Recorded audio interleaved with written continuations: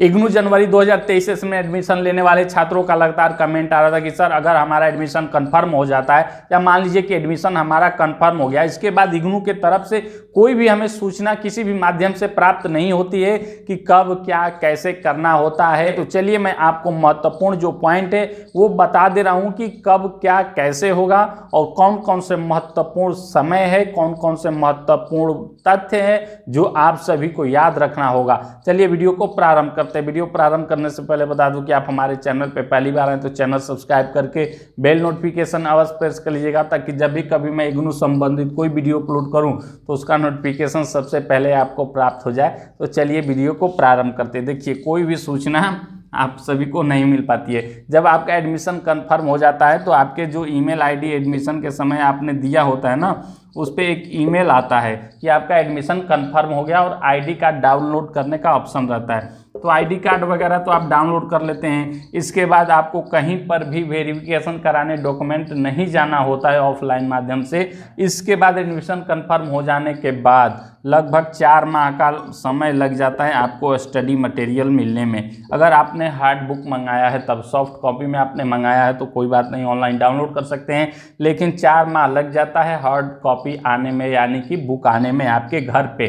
तो बुक कैसे मिलता है, ऑनलाइन स्टेटस कैसे चेक करते हैं, इसका वीडियो हमारे वीडियो के डिस्क्रिप्शन में मिल जाएगा। आप जाके चेक कर लीजिएगा कि स्टडी मटेरियल कब कैसे और ऑनलाइन स्टेटस कैसे चेक किया जाता है। ये तो हो गया बुक का, आपके दिए हुए परमानेंट एड्रेस पे बुक आपके घर पे पहुंच जाएगा। या इसके बाद अगला जो प्रश्न आता है आपका असाइनमेंट, आपका असाइनमेंट का आता है, असाइनमेंट का, इसके बाद एग्जाम का, इसके बाद री रजिस्ट्रेशन का। ठीक, री रजिस्ट्रेशन, ये 3 महत्वपूर्ण तथ्य है जो आपको याद रखना होगा। तो चलिए ये तीनों कब होते हैं आप सभी को मैं अच्छे से समझा दे रहा हूँ। देखिए, जो भी छात्र जनवरी 2023 सेशन में एडमिशन लिए हैं उनका सेमेस्टर हो या ईयरली, सेमेस्टर का है तो 6 महीने पे एग्जाम होता है। जून एग्जाम 2023 में जो एग्जाम होने वाला है उसमें देंगे। BCA MCA सेमेस्टर है। यहाँ पे एक बात मैं आप सभी को बता दूं कि छात्र परेशान रहते हैं कि सर हमारा सेमेस्टर लिखा हुआ है, फर्स्ट सेमेस्टर, सेकेंड सेमेस्टर, इसका क्या मतलब है। देखिए, उससे आप विचलित मत होइए। आपका एग्जाम ईयरली होगा। सेमेस्टर 1 सेमेस्टर 2 लिखा है, उससे आपका कोई मतलब नहीं है। वो सिलेबस के अनुसार स्टडी मटेरियल बनाया गया है, लेकिन जो आपका एग्जाम होगा वो ईयरली होगा। BCA MCA और मात्र एक कोर्स और है जो सेमेस्टर है, बाकी सभी कोर्स इग्नू में ईयरली बेस होते हैं। तो आप परेशान मत होइएगा कि सेमेस्टर और ईयरली को लेकर, ज़्यादा कुछ इसमें दिक्कत नहीं है। आप सेमेस्टर ईयरली का छोड़िए, बस आपका कोर्स समझ लीजिए कि 99% जो कोर्स है इग्नू में वो ईयरली ही एग्जाम होता है। सेमेस्टर लिखने से कुछ नहीं होगा। तो आपका जो एग्ज़ाम होगा जनवरी 2023 सेशन में एडमिशन लेने वाले छात्र, ये वर्ष ध्यान दीजिए, इसी वर्ष 2023 में ही दिसंबर के डेट भी बता दूं कि फर्स्ट वीक से इग्नू का रूल है कि आपका एग्ज़ाम स्टार्ट हो जाता है और पूरा ये 1 माह तक चलता है। ठीक, तो फर्स्ट वीक से समझिए कि 4 या 5 दिसंबर का, हर वर्ष तो आ जाता है, थोड़ा सा आगे पीछे हो सकता है, लेकिन दिसंबर में आपका एग्जाम स्टार्ट हो जाएगा। इसके बाद महत्वपूर्ण पॉइंट आता है कि जब एग्जामिनेशन फार्म भरेंगे तभी तो आप एग्जाम दे पाएंगे। तो इसी में जोड़ लीजिए कि आपका एग्जामिनेशन फार्म कब आता है, अक्टूबर में। नवंबर गैप रहेगा, दिसंबर में आपका एग्जाम होगा। तो आप समझ गए होंगे, अक्टूबर महीना आप याद रखिएगा, नवंबर में गैप रहता है और दिसंबर में आपका एग्जाम होता है।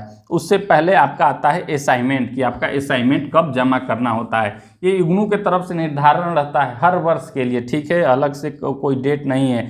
30 सितंबर 2023 तक आप अपना स्टडी सेंटर पे ले जाके असाइनमेंट लिख करके आप जमा कर सकते हैं। 30 सितंबर 2023 पहला जो कार्य आपका बनता है इग्नू में फेल और पास होने का, वह है असाइनमेंट का, कि 30 सितंबर 2023 तक आप अपना असाइनमेंट जमा करिए। पहला कार्य यही है और इसका डेट भी बढ़ते बढ़ते 30 अक्टूबर या 31 अक्टूबर तक चला जाता है। आप घबराइएगा मत, पर्याप्त समय मिलता है। इसके बाद असाइनमेंट जमा कर लेंगे, इसके बाद आपका एग्जाम होगा। एग्जामिनेशन फार्म अक्टूबर में मैंने बताया, एग्जाम आपका दिसंबर में है ईयरली वालों के लिए, और यही कार्यक्रम रहता है। सेमेस्टर आप समझ गए होंगे कि 99% जो कोर्स है ईयरली हैं, तो सेमेस्टर और ईयरली को लेकर ज़्यादा कन्फ्यूजन मत होइए।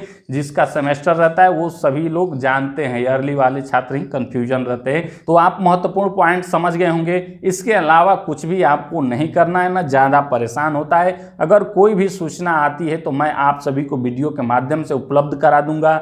आप हमारे टेलीग्राम चैनल को ज्वाइन कर लीजिए, वहाँ पे भी मैं मैसेज सेंड कर दूंगा। आप हमें इंस्टाग्राम पे फॉलो कर सकते हैं और इसका रिजल्ट जो है वो 1.5 से 2 महीने के बीच में आ जाता है। दिसंबर में आप एग्ज़ाम देंगे, 1 माह तक चलेगा, तो यूँ समझ लीजिए कि एग्ज़ाम जिस दिन आपका समाप्त होगा उससे 1.5 से 2 महीने तक के अंदर आपका रिजल्ट आ जाता है। तो ये भी आप समझ गए होंगे, तो ज़्यादा परेशान मत। हाँ, एक पॉइंट छूट रहा है, देखिए बातों मैं भूल रहा हूँ री रजिस्ट्रेशन को लेकर कि आपका री रजिस्ट्रेशन कब होगा।